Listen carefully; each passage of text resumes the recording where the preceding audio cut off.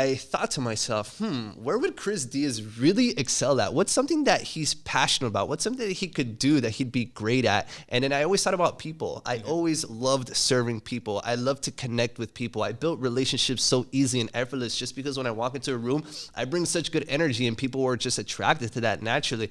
And I said, okay, where can I find more people? I'm going to go work at a restaurant. Okay.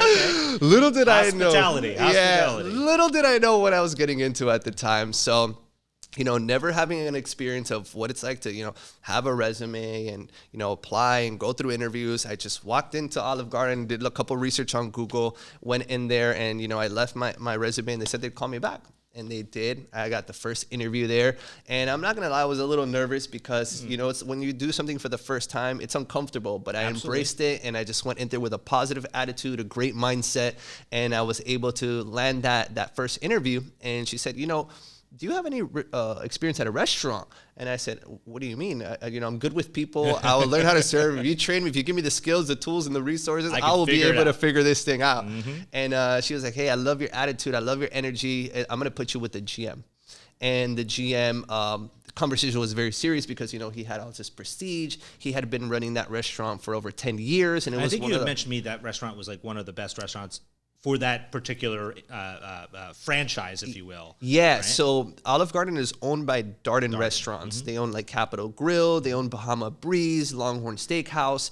And in terms of Olive Garden, that one is like the top 3 in the whole United States of grossing restaurants because it's so busy. So they definitely take it seriously. Yeah, people there, they'll wait an hour and a half just to get their soup and salad and their pasta. Wow. So they want to make sure that they have the right candidates in order to be able to fulfill the volume, the pressure, and give exceptional service, which what they used to call was hospitaliano. A guest delight. So he loved my attitude and my energy. He saw that I was eager to learn. I'm just like, listen, if you put me through the training, I will become one of the best servers here because I always like to set new standards for myself and exceed expectations.